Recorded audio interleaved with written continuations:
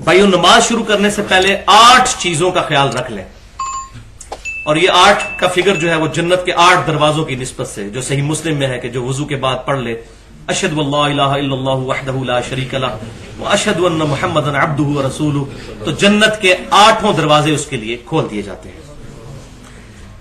پہلی چیز طہارت ہے، یعنی جسم کا پاک ہونا، کپڑوں کا پاک ہونا، جس جگہ پر آپ نماز پڑھ رہے ہیں اس کا پاک ہونا، اسی طریقے سے وضو غسل کا اہتمام کرنا، اس پہ میں بتا چکا، مسئلہ نمبر 42 ہم ریکارڈ کروا چکے ہیں، 2.25 گھنٹے کی گفتگو، اس ڈیٹیل میں آ جانے کی ضرورت نہیں۔ دوسری چیز صحیح بخاری اور صحیح مسلم کی متفق علیہ حدیث ہے کہ آپ صلی اللہ علیہ وسلم نے فرمایا کہ اعمال کا دار و مدار نیتوں پر ہے، نیت کے بغیر نماز درست نہیں ہے، کوئی بھی عمل درست نہیں، لیکن نیت زبان سے نہیں کرنی ہوتی۔ تو اب صرف کیا نماز کی نیت ہوتی ہے؟ وضو جب ہم کرتے ہیں اس کے لیے بھی نیت ضروری ہے، تو کیا ہم نیت کرتے ہیں نیت کرتا ہوں عشاء کے نماز کے وضو کی؟ کسی نے کی ہے کبھی؟ یا نیت کرتا ہوں اس استنجے کی جو میں اب عشاء کی نماز کے لیے کرنے جا رہا ہوں؟ کبھی نہیں کرتے۔ نماز کے لیے الفاظ کیوں آئے؟ تو یہ علماء نے خود ڈیوائز کیے ہیں، خام خواہ امت کے اندر یہ چیز ایڈ کی۔ نیت دل کے ارادے کا نام ہے، آپ جب گھر سے چل پڑے آپ کی نیت ہوگی، زبان سے اس کو دہرانا نبی صلی اللہ علیہ وسلم سے، نہ صحابی سے، نہ کسی تابعی سے ثابت ہے۔ لہٰذا اس کو یہ بات کہنے میں آر نہیں، اور اس کو برا نہ مانیے گا۔ خود صوفیاء کے ہاں جو بہت بڑے امام مانے جاتے ہیں، مجدد الفسانی جن کو وہ کہتے ہیں، شیخ احمد سندی صاحب، انہوں نے اپنے مکتوبات میں لکھا ہے کہ زبان کے ساتھ نماز کی نیت کرنا بدعت ہے، یہ انہوں نے لکھا ہے۔ تو یہ بات میں ان کی، اگرچہ مجھے ان سے کئی معاملات میں بہت اختلاف ہے، لیکن ان کی اس بات کی میں تائید کرتا ہوں کہ واقعی ہی یہ بدعت ہے، ثابت ہی نہیں ہے۔ تیسری چیز صحیح بخاری اور مسلم کی متفق علیہ حدیث ہے کہ آپ صلی اللہ علیہ وسلم نے حکم فرمایا کہ جب بھی نماز پڑھنے لگو تو قبلہ رخ ہو جاؤ۔ تو ہماری مسجدیں عموماً قبلہ رخ ہوتی ہیں اور گھروں میں بھی ہم اہتمام کرتے ہیں، لیکن سفر کے دوران اپنے پاس قطب نما رکھنا چاہیے، یا جو نارتھ سٹار ہے رات کے وقت قطبی ستارہ، اس کو دیکھنے کا پتہ ہونا چاہیے۔ تو پاکستان میں جو قبلہ ہے وہ مغرب سے جنوب کی طرف 14 ڈگری ہے، ہمارے یہ جہلم سے لے کر اسلام آباد یہ تقریباً بنتا ہے۔ تو اس کا اہتمام کیا جائے، خصوصاً یہ پیٹرول پمپس پہ جو مسجدیں بنی ہوتی ہیں، مجھے بھی کئی جگہ اتفاق ہوا ان کا قبلہ بالکل غلط بنا ہوتا ہے۔ تو مسجدیں عموماً جو ہیں وہ ٹھیک ہوتی ہیں، ہمارے اسلام آباد کے اندر تو میں نے دیکھا ہے کہ بہت اہتمام کرتے ہیں، کئی مسجدیں جو ہیں وہ توڑوا کے انہوں نے ان کے قبلے صحیح کروائے ہیں آ کے گورنمنٹ کی طرف سے، لیکن باقی ہمارے اس جہلم شہر میں یا چھوٹے شہروں میں اس کا اہتمام نہیں ہوتا اس طرح۔ چوتھی حدیث صحیح بخاری اور صحیح مسلم کی متفق علیہ حدیث یہ بھی کہ آپ صلی اللہ علیہ وسلم سے پوچھا گیا کہ یہ بتائیے جو نماز میں ادھر ادھر دیکھتے ہیں لوگ، ان کے بارے میں آپ کیا فرماتے ہیں؟ تو آپ صلی اللہ علیہ وسلم نے فرمایا یہ شیطان کا اچکنا ہے نماز میں سے، نماز میں ادھر ادھر ایسے دیکھنا۔ پانچویں چیز صحیح مسلم میں حدیث ہے کہ آپ صلی اللہ علیہ وسلم نے فرمایا کہ جو شخص نماز میں یا دعا کرتے وقت آسمان کی طرف نظریں اٹھاتا ہے اس کو ڈر جانا چاہیے کہ اس کی نگاہیں اچک نہ لی جائیں۔ تو دعا میں بھی نظر جھکی ہونی چاہیے، ہاں دعا کا قبلہ آسمان ہے، ہتھیلیاں جو ہیں وہ آسمان کی طرف ہونی چاہیے۔ اور یہ بھی صحیح سند سے ثابت ہے، الادب المفرد میں امام بخاری لے کر آئے ہیں کہ 2 صحابہ عبداللہ بن زبیر اور عبداللہ بن عمر رضی اللہ تعالی عنہما، یہ جو ہے وہ دعا کے بعد اپنے ہاتھوں کو چہروں پر بھی پھیرا کرتے تھے، لہٰذا یہ سنت ہے۔ اور اس کو شیخ البانی کا اس کو بدعت کہنا ان کی سخت اجتہادی غلطی ہے، اللہ ان کو معاف کرے۔ چھٹی چیز سنن نبی داؤد اور مسند امام احمد میں ہے کہ آپ صلی اللہ علیہ وسلم نے فرمایا کہ جس کا کپڑا ٹخنوں سے نیچے لٹک رہا ہو اللہ تعالیٰ اس کی نماز قبول نہیں کرتا۔ تو نماز کے پروٹوکول میں تو لازمی ٹخنے ننگے کرنے چاہیے، لٹک نہ رہا ہو۔ جرابیں بھی ٹخنوں کو کور کرتی ہیں لیکن اس میں لٹکنے کے الفاظ ہیں، یعنی تحمد یا شلوار، یہ لٹک جو اوپر سے نیچے لٹک رہی ہوتی ہے، تو یہ ٹخنے ننگے ہونے چاہیے نماز میں۔ نماز کے علاوہ بھی سنت ہے لیکن نماز میں تو پرٹیکولر کریں۔ اچھا، یہ جو میں نے مسلم شریف کی حدیث بیان کی تھی کہ آسمان کی طرف نظر اٹھانے سے آپ صلی اللہ علیہ وسلم نے نماز میں منع فرمایا، تو اس میں ہی یہ بات امپلائڈ ہے کہ نماز کے دوران اگر کوئی بندہ کنسنٹریشن کے لیے آنکھیں بند کر کے نماز پڑھتا ہے تو یہ بھی جائز ہوگا، کیونکہ اس کی ممانعت آپ صلی اللہ علیہ وسلم نے کوئی نہیں فرمائی، جس چیز کو منع کرنا تھا اس کو منع فرما دیا۔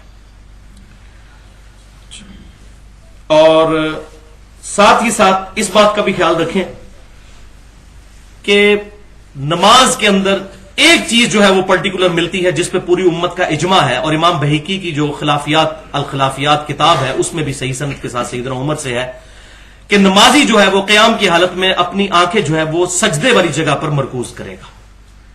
تو یہ حدیث نہ بھی ہو تب بھی امت کا عملی تواتر اور اجماع بہت بڑی دلیل ہے، خبر واحد سے بڑی دلیل۔ امام شافعی نے فرمایا کہ اگر ایک حدیث ایک سند سے آ رہی ہو، اس سے بڑی جو مضبوط چیز ہے وہ امت کا اجماع ہے، اجماع کو لیا جائے گا۔ تو یہ امت پوری کا اجماع ہے کہ نماز میں سجدے والی جگہ پر جو ہے وہ نظر رکھنی چاہیے۔ اہل سنت اہل تشیع دونوں کا اس پر اتفاق ہے۔ ساتویں چیز اس بات پر بھی اجماع ہے کہ عورتیں جو ہیں نماز کے دوران اگر کہیں علیحدہ نماز پڑھ رہی ہیں تو اپنا چہرہ اور اپنے دونوں ہاتھ کلائی تک اور اپنے پاؤں جو ہے وہ ننگے رکھ سکتی ہیں۔ عورتوں کے لیے یہ نہیں ہے کہ ٹخنے ننگے کریں، یہ مردوں کے لیے خاص حکم ہے۔ اور مردوں کو ایک اور چیز کا بھی اہتمام کرنا چاہیے کہ سر ڈھانپ کر نماز پڑھیں۔ آپ صلی اللہ علیہ وسلم سے ننگے سر ایک رکعت پڑھنا بھی ثابت نہیں ہے سوائے کسی مجبوری کے یا احرام کی حالت میں۔ یہ بات الگ ہے کہ سر ڈھانپنا نماز کا حصہ نہیں ہے، لیکن ہمیں نماز میں جیسے کہ سورۃ الاعراف میں آتا ہے کہ اللہ کی مسجدوں میں زینت کے ساتھ آؤ، تو نبی صلی اللہ علیہ وسلم کی شکل مبارک کی نقل اتارنا یہ سب سے بڑی زینت ہے۔ تو آپ صلی اللہ علیہ وسلم نماز میں بھی اور نماز کے علاوہ بھی سر ڈھانپ کر رکھتے تھے۔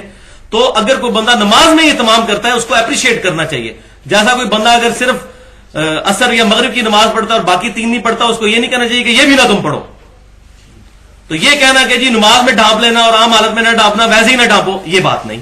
نماز میں سر ڈھانپنے کا اہتمام کرنا چاہیے۔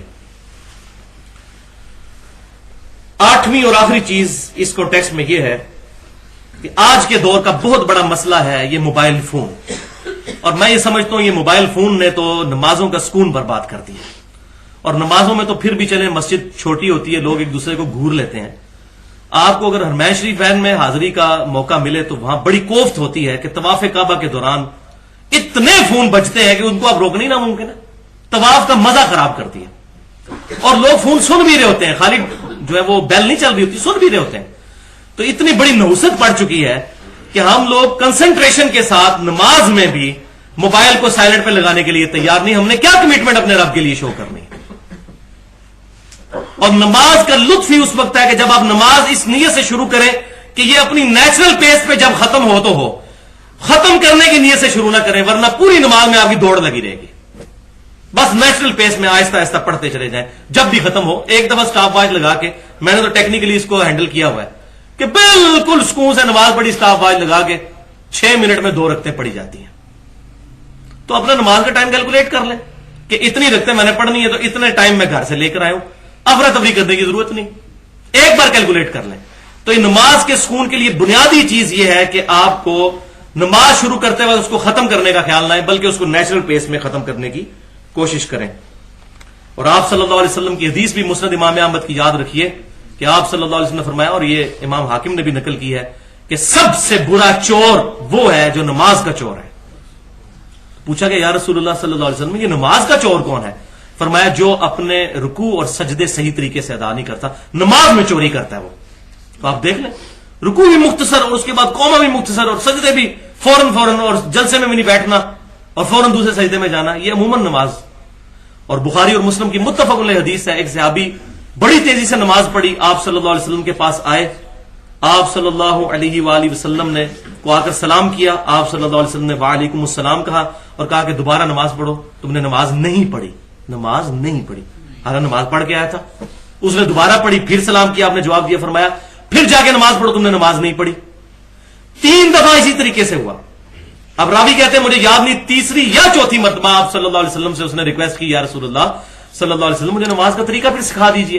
تو آپ صلی اللہ علیہ وسلم نے فرمایا کہ دیکھو، جب تم نماز کا ارادہ کرو تو خوب اچھے طریقے سے طہارت حاصل کرو، اس کے بعد سکون کے ساتھ جو ہے وہ قبلہ رخ ہو کر کھڑے ہو جاؤ، پھر تکبیر کہو، اس کے بعد قرآن پاک میں سے پڑھو، پھر سکون کے ساتھ رکوع کرو، پھر سکون کے ساتھ جو ہے وہ رکوع سے سر اٹھا کر کھڑے ہو جاؤ حتیٰ کہ ہر ہڈی اپنی جگہ پر آ جائے، پھر سکون سے سجدہ کرو، پھر سکون سے سجدے کے ساتھ سر اٹھاؤ اور سکون سے بیٹھ جاؤ، ہر ہڈی اپنی جگہ پر آ جائے، پھر دوسرا سجدہ کرو، پھر دوسرے سجدے کے بعد بیٹھ جاؤ۔